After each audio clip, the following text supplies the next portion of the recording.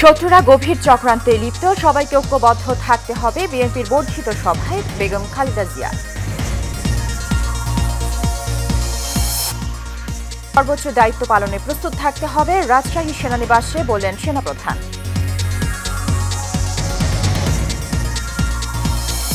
আইনশৃঙ্খলা বাহিনীকে সর্বোচ্চ সতর্ক থাকার নির্দেশ স্বরাষ্ট্র উপদেষ্টার। রাজধানীর 4 থানা পরিদর্শন। এবং নতুন মার্কিন বাণিজ্য নীতির সম্ভাবনা তৈরি করেছে দেশের নিজ শিল্পের সুবিধা নিতে চান ব্যবসায়ীরা।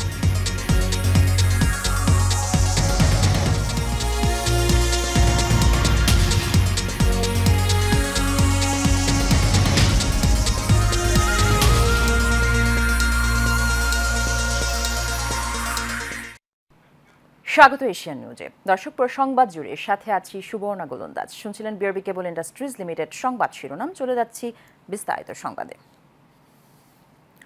গণতান্ত্রিক বাংলাদেশ বিনির্মাণের সর্বশক্তি নিয়োগ করতে জনগণের প্রতি আহ্বান জানিয়েছেন বিএনপি চেয়ারপারসন খালেদা জিয়া। তিনি বলেন, এখনও ফ্যাসিস্টদের দোসর ও বাংলাদেশের শত্রুরা গণ অভ্যুত্থানের মাধ্যমে প্রাপ্ত অর্জন নস্যাৎ করতে গভীর ষড়যন্ত্রে লিপ্ত হয়েছে। দলের বর্ধিত সভায় যুক্ত হয়ে প্রধান অতিথির বক্তব্যে এসব কথা বলেন বিএনপি চেয়ারপারসন। একই অনুষ্ঠানে ভার্চুয়ালি অংশ নিয়ে বিএনপির ভারপ্রাপ্ত চেয়ারম্যান তারেক রহমান বলেন, জাতীয় নির্বাচনের আগে স্থানীয় নির্বাচন হলে তা হবে পলাতক স্বৈরাচারীদের পুনর্বাসন। আরও জানাচ্ছেন শরীফুল ইসলাম। বৃহস্পতিবার বেলা 11টার দিকে জাতীয় সংসদ ভবনের এলডি হল প্রাঙ্গণে শুরু হয় বিএনপির বর্ধিত সভা।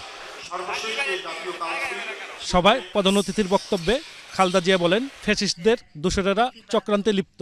গণতান্ত্রিক বাংলাদেশ বিনির্মাণের জন্য আমাদের সর্বশক্তি নিয়োগ করে ঐক্যকে আরো বেগবান করার আহ্বান জানান তিনি।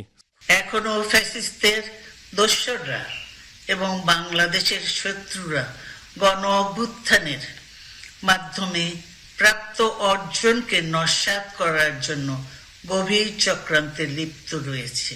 ক্ষুদ্র ক্ষুদ্র সংকীর্ণতা ভুলে দেশ ও জাতির বৃহত্তর স্বার্থে আমাদের কাজ করতে হবে। ইস্পাত কঠিন ঐক্যের মাধ্যমে জনগণকে সঙ্গে নিয়ে এবং চক্রান্তকে ব্যর্থ করে দিতে হবে। এই সময় দলীয় নেতাকর্মীদের উদ্দেশ্যে খালেদা জিয়া আরও বলেন, দেশ আজ এক সংকটময় সময় অতিক্রম করছে। জনগণের প্রত্যাশা রাষ্ট্র মেরামতের ন্যূনতম সংস্কার দ্রুত সম্পন্ন করে গণতান্ত্রিক ব্যবস্থায় ফিরে যাওয়ার জন্য সকলের কাছে গ্রহণযোগ্য একটি নির্বাচন অনুষ্ঠান করা। আসুন আমরা আগামী দিনগুলোতে শহীদ জিয়াউর রহমানের স্বপ্নের আধুনিক সমৃদ্ধ ও গণতান্ত্রিক বাংলাদেশ বিনির্মাণের জন্য আমাদের সর্বশক্তি নিয়োগ করি এবং এত ত্যাগের বিনিময়ে প্রাপ্ত এই অর্জনকে সুসংগত এবং ঐক্যকে আরো বেগবান করি। সবাই ভার্চুয়ালি যোগ দিয়ে সভাপতির বক্তব্যে দলের ভারপ্রাপ্ত চেয়ারম্যান তারেক রহমান অভিযোগ করেন, সরকারের নিরপেক্ষতা নিয়ে ইতিমধ্যে সন্দেহ সৃষ্টি হয়েছে। অন্তর্বর্তীকালীন সরকারের প্রতি আহ্বান, সারা দেশে গণহত্যাকারীদের দোসর মাফিয়া চক্রকে পুনর্বাসনের স্থানীয় নির্বাচন অনুষ্ঠানের পরিকল্পনা থেকে সরে আসুন। বিএনপি বারবার জনগণের ভোটে জনগণের কাছে দায়বদ্ধ সরকার প্রতিষ্ঠা করার লক্ষ্যে জাতীয় নির্বাচনের দাবি জানায়। সুতরাং প্রতিটি দলের অংশগ্রহণ একটি অবাধ ও সুষ্ঠু নির্বাচন, জাতীয় নির্বাচন অনুষ্ঠানের লক্ষ্যে সবার আগে নির্বাচন কমিশনকে প্রস্তুত রাখতে হবে। তারেক রহমান বলেন, বিএনপির প্রধান উদ্দেশ্য হল বাংলাদেশকে নিরাপদ, বাসযোগ্য, উন্নত রাষ্ট্রে পরিণত করা। অন্তর্বর্তীকালীন সরকারের শরীফুল ইসলাম, এশিয়ান টেলিভিশন, ঢাকা। কিন্তু সরকারের অন্তর্বর্তী সরকারের পক্ষ থেকে নির্বাচন নিয়ে কোনো সুস্পষ্ট নির্দেশনা না পাওয়ার অভিযোগ করেছেন বিএনপি মহাসচিব মির্জা ফখরুল ইসলাম আলমগীর। দুপুরে জাতীয় সংসদ ভবনের এলডি হল প্রাঙ্গণে বিএনপির বর্ধিত সভায় স্বাগত বক্তব্যে তিনি এসব কথা বলেন। সারা দেশ থেকে আগত বিএনপির নেতাকর্মীরা বলেন, যে কোনো মূল্যে জাতীয় নির্বাচন এ বছরের মধ্যেই বাস্তবায়ন করতে হবে। মোশাররফ তালুকদারের ক্যামেরায় কাউসার আহমেদের রিপোর্টে বিস্তারিত। জাতীয় নির্বাচন আন্দোলনের প্রস্তুতি সহ নানা কর্মপরিকল্পনা নির্ধারণে বর্ধিত সভার আয়োজন করেছে বাংলাদেশ জাতীয়তাবাদী দল বিএনপি। অনুষ্ঠানে নির্ধারিত সময়ের আগেই অনুষ্ঠানস্থলে আসতে থাকেন সারা দেশের নেতাকর্মীরা। তাদেরকে ফুলেল শুভেচ্ছা জানানো হয় সংগঠনের পক্ষ থেকে। এ সময় নেতাকর্মীরা বর্ধিত সভায় তাদের প্রত্যাশার কথা ব্যক্ত করেন। আমাদের এই বর্ধিত সভার যে প্রধান উদ্দেশ্য হচ্ছে আগামী নির্বাচন যত দ্রুত সম্ভব তা করার জন্য আমাদের দাবি। আশা করি আজকে সে আমাদেরকে যে গাইডলাইন দেবেন আমরা সেটা অক্ষরে অক্ষরে পালন করে দেশকে গণতান্ত্রিক ধারায় ফিরিয়ে আনবো এবং সুন্দর একটি নির্বাচনের জন্য আমরা প্রস্তুতি নেব ইনশাআল্লাহ। এবং আমরা যে সামনে জাতীয় ঐক্যের ভিত্তিতে এমন একটি বাংলাদেশ গড়ে তুলতে চাই যেখানে মানবাধিকার থাকবে, আইনের অনুশাসন থাকবে, বাক স্বাধীনতা থাকবে। একই সাথে দলের হাইকমান্ডের নির্দেশনা মেনে আগামীতে কার্যক্রম পরিচালনা করার কথাও জানান তারা। আমাদের দেশ স্বাধীন হয়েছে সত্য, কিন্তু আমাদের ভোটের বাজার এখনো স্বাধীন হয়নি। ভোটের বাজার, ভোটের অধিকার ফিরিয়ে আনতে গেলে আমাদেরকে সবাইকে ঐক্যবদ্ধভাবে কাজ করতে হবে। ফ্যাসিস্ট সরকার তার নামে যে মিথ্যা মামলা দিয়ে আটকে রেখেছিল, দেশে যে আমাদের সাথে আমাদের মা কথা বলতে পেরেছে, আমরা যে তার কথা শুনেছি, এটা আমাদের কাছে একটা আবেগময় জায়গা। আগামী দিনের গণতন্ত্র পুনরুদ্ধারের জন্য যে সমস্ত সংকট রয়েছে, এই সংকট মোকাবেলায় তৃণমূল থেকে শুরু করে কেন্দ্র পর্যন্ত সকল পর্যায়ের নেতাকর্মীদের ঐক্যবদ্ধ থাকতে হবে। যার জন্য আমরা 16 বছর সংগ্রাম করেছি একটা গণতন্ত্রকে ফিরিয়ে আনার জন্য, সুষ্ঠু নির্বাচনের মাধ্যমে যাতে মানুষ তাদের ভোটের অধিকারটা ফেরত পায়। অনুষ্ঠানে স্বাগত বক্তব্যে মির্জা ফখরুল ইসলাম আলমগীর বলেন, দেশের মানুষের আশা ভরসার পূরণ করতে ব্যর্থ হচ্ছে অন্তর্বর্তীকালীন সরকার। ফ্যাসিস্ট শেখ হাসিনা বিদেশে গিয়ে তিনি সেই চেষ্টা করছেন এবং বাইরে থেকেও চেষ্টা করা হচ্ছে।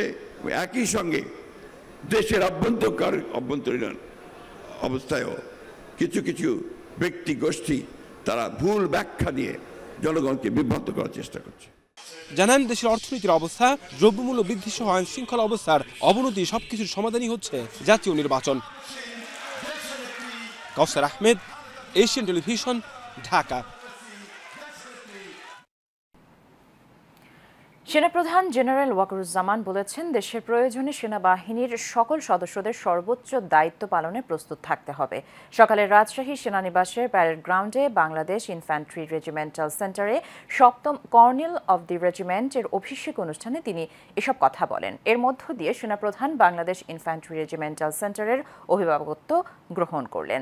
ওয়াকারুজ্জামান বলেন, ইনফ্যান্ট্রি রেজিমেন্ট 1971-এর পর থেকেই দায়িত্বশীলতার সঙ্গে তাদের দায়িত্ব পালন করে যাচ্ছে। আগামীতে এই রেজিমেন্টকে আরও আধুনিক ও সক্ষম করে গড়ে তোলা হবে বলেও জানান তিনি।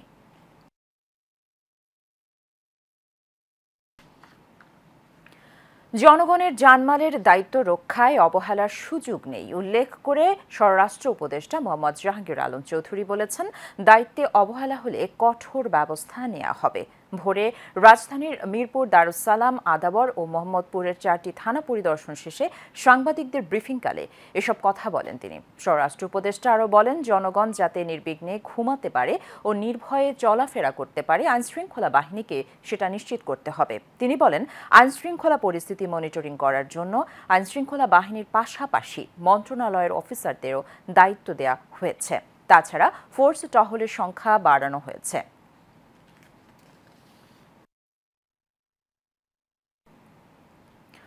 সম্প্রতি আমেরিকা, চীন সহ বিভিন্ন রাষ্ট্রে অধিক শুল্ক নীতি জারি করার ফলে চীন সহ অনেক দেশের রপ্তানি কমে যাওয়ার আশঙ্কা তৈরি হয়েছে। এক্ষেত্রে বাংলাদেশ থেকে ইউরোপে রপ্তানির সুযোগ বাড়বে। এই সুযোগ কাজে লাগাতে সরকারের সহায়তা চান ব্যবসায়ীরা। নারায়ণগঞ্জ থেকে রোমান চৌধুরী সুমনের রিপোর্ট, জানাচ্ছেন নূর মোহাম্মদ ভূঁইয়া। চলতি 2024-25 অর্থ বছরে প্রথম 6 মাস অর্থাৎ জুলাই-ডিসেম্বর সময়ে বাংলাদেশ থেকে $1,989 কোটি তৈরি পোশাক রপ্তানি হয়েছে। এই রপ্তানি গত অর্থ বছরে একই সময়ের তুলনায় 13.88% বেশি। গত অর্থ বছরে প্রথমার্ধে রপ্তানি হয়েছিল $1,756 কোটি তৈরি পোশাক। নিট গার্মেন্ট শিল্প কর্ণধার ও ব্যবসায়ী সংগঠনটা বলছেন, গত 2 বছরে নানা অস্থিরতা চরম ক্ষতি সাধিত হয়েছে নিট গার্মেন্ট শিল্পে। তবে সম্প্রতি আমেরিকা, চীন সহ বিভিন্ন রাষ্ট্রে অধিক শুল্ক নীতি জারি করার ফলে চীন সহ অনেক দেশে রপ্তানি কমে যাওয়ার আশঙ্কা তৈরি হয়েছে। এক্ষেত্রে বাংলাদেশ থেকে ইউরোপের রপ্তানির সুযোগ বাড়বে। এই সুযোগ কিছু অংশ বাংলাদেশে কাজে লাগাতে পারলেই বাংলাদেশ থেকে রপ্তানির অনেক গুণ বেড়ে যাবে। আগে গার্মেন্টস মালিকরা ধরেন 85-86 টাকা পাইতো, এখন মনে হয় তারা 120 টাকা পায় এক চেয়ারে। এটা পজিটিভ। এটা প্রত্যেকটা জিনিসের একটা মিনিমাম কস্টিং আছে, মিনিমাম কস্টিং পলিসি যদি আমরা ফলো করতে পারি আমার মনে হয় এটা এই ইন্ডাস্ট্রিকে বাঁচাতে সাহায্য করবে। এখন কিন্তু আমরা বাঁচা মরার লড়াই করতেছি। এমন বাস্তবতায় শিল্প মালিকরা মনে করছেন আমেরিকা বিভিন্ন দেশের শুল্ক বৃদ্ধি নীতির পলিসি সুযোগকে কাজে লাগাতে পারলেই নিকট ভবিষ্যতে নিট গার্মেন্ট শিল্পে টার্গেট পূরণ করতে পারবে। দেখা যাচ্ছে আমার কস্টিং প্রাইসের নিচে তারা আমাকে প্রাইস দেওয়ার চেষ্টা করে অফার করছে, যেটা আমরা নিতে পারছি না। তো আমি একটা অনুরোধ করব যে আপনারা অন্তত না বলা শিখেন, রিফিউজ করেন বায়ারদেরকে, তাহলে তারা ফিরে আসতে বাধ্য। কারণ ওয়ার্ল্ডের কোথাও এই এত কম দামে, এই সস্তা দামে কোনো মাল নিতে পারবে না। শিল্প সংশ্লিষ্টদের অভিযোগ বিভিন্ন সময় রাজনৈতিক অস্থিরতা ও শিল্প পলিসির মারপ্যাচে সম্ভাবনাময়ী নিট গার্মেন্ট বরাবর অগ্রগতির লক্ষ্যভ্রষ্ট হয়েছে। এরপরেও গার্মেন্ট শিল্প মালিক ও সংগঠন সংশ্লিষ্টদের মতে বর্তমানে দেশের নিট গার্মেন্ট শিল্পের আকাশচুম্বী অগ্রগতির হাতছানি দিচ্ছে। নূর মোহাম্মদ ভূঁইয়া, এশিয়ান টেলিভিশন। 2002 সালে সাতক্ষীরায় তৎকালীন বিরোধী দলীয় নেতা শেখ হাসিনার গাড়িবহরে হামলা মামলায় বিএনপির সাবেক সাংসদ হাবিবুল ইসলাম হাবিবকে খালাস দিয়েছে হাইকোর্ট। বিচারপতি মোহাম্মদ আলীর নেতৃত্বে এই 2 সদস্যের হাইকোর্ট বেঞ্চ এই রায় দেন। এর আগে এই মামলায় 2021 সালে বিএনপির এই নেতাকে 10 বছরের সাজাসহ 50 জনকে বিভিন্ন মেয়াদে সাজা দেওয়া হয়। গত বছরের 27 আগস্ট এই মামলায় জামিন পান বিএনপির সাবেক সংসদ সদস্য হাবিবুল ইসলাম হাবিব। মামলা থেকে তাকে খালাস দেওয়ার তিনি ন্যায় বিচার পেয়েছেন। বাকি আসামিরাও ন্যায় বিচার পাবেন বলে প্রত্যাশার কথা জানান আইনজীবী। এটি একটি মিথ্যা মামলা। 2030 আর 2002 সালের একটি ঘটনা দেখে তারা 14 সালে এসে একটা মামলা ফাইল করে। সেই মামলাটি প্রথমবার ম্যাজিস্ট্রেট কোর্টে খারিজ হয়। দায়রা আদালতে রিভিশনাল অ্যাপ্লিকেশন ফাইল করেছিল, সেই মামলা সেখানেও খারিজ হয়। এবং পরবর্তীকালে 12 বছর পরে তারা 2টি আলামত দেখায়। একটা 2টি গুলির খোসা তারা দেখায় ক্ষেতের আইল থেকে, সেটা উদ্ধার হয়েছে। আপনি বিশ্বাস করতে পারেন যে 30/8/2002 তারিখ থেকে 12 বছর ক্ষেতের আইলে গুলির খোসা ওইভাবে পড়ে থাকবে? আর যদি কোনো নেতার মুজিব কোট যদি ছিঁড়ে ফেলে, সেই ছেঁড়া কোট 12 বছর কেউ ঘরের মধ্যে রেখে দিবে? এশিয়ান ইউনিভার্সিটি অফ বাংলাদেশের 7ম সমাবর্তন অনুষ্ঠিত হয়েছে। সকালে বাংলাদেশ চীন মৈত্রী সম্মেলন কেন্দ্রে এই সমাবর্তন হয়। অনুষ্ঠানে বক্তব্য রাখেন শিক্ষা উপদেষ্টা professor doctor Aminul Islam, British শিক্ষাবিদ, অক্সফোর্ড বিশ্ববিদ্যালয়ের ফেলো এবং বার্মিংহাম বিশ্ববিদ্যালয়ের professor doctor Francis T Davies, দৈনিক আমার দেশ পত্রিকার সম্পাদক ও প্রকাশক Mahmudur Rahman, Asian university of বাংলাদেশের প্রতিষ্ঠাতা professor doctor Abul Hasan Mohammad Sadek, board of ট্রাস্টিজের chairman doctor Mohammad Jafar Sadik, vice chancellor emeritus professor doctor Shahjahan Khan সহ অনেকে। রাজধানীর উত্তরায় মাইলস্টোন কলেজে সড়ক নিরাপত্তা সংক্রান্ত সচেতনতামূলক কর্মসূচি অনুষ্ঠিত হয়েছে। ছাত্র ও শিক্ষকদের সমন্বয়ে আয়োজিত এই অনুষ্ঠানে ফুটওভার ব্রিজ ও আন্ডারপাস দিয়ে রাস্তা পার হওয়া সহ নানান দিক নির্দেশনা তুলে ধরেন বক্তারা। এই সময় সড়ক ব্যবহারের নিয়ম কানুন ও নিরাপত্তা বিষয়ক সম্পর্কে ভিডিও চিত্র প্রদর্শন করানো হয়। অনুষ্ঠানের উদ্বোধন করেন বিআরটি-এর মেট্রো 1-এর সহকারী পরিচালক জিয়াউর রহমান। আলোচক ছিলেন উত্তরা বিআরটি-এর সহকারী পরিচালক লিটন বিশ্বাস সহ অন্যরা।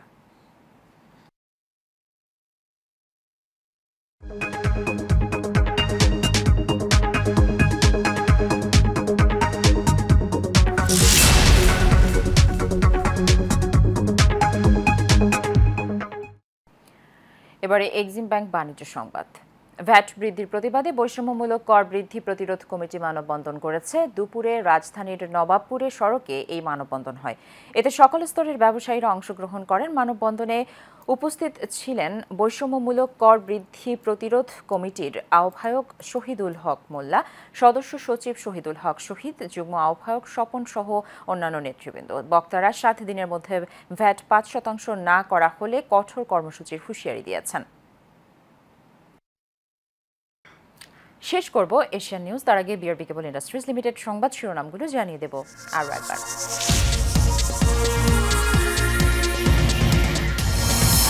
শত্রুরা গভীর চক্রান্তে লিপ্ত, সবাইকে ঐক্যবদ্ধ থাকতে হবে, বিএনপির বর্ধিত সভায় বেগম খালেদা জিয়া। সেনা সদস্যদের সর্বোচ্চ দায়িত্ব পালনে প্রস্তুত থাকতে হবে রাজশাহী সেনানিবাসে বললেন সেনাপ্রধান।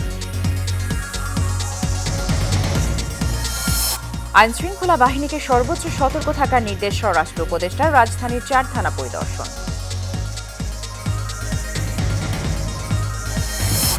এবং নতুন মার্কিন বাণিজ্য নীতি সম্ভাবনা তৈরি করেছে দেশের নিজ শিল্পের, সুবিধা নিতে চান ব্যবসায়ীরা।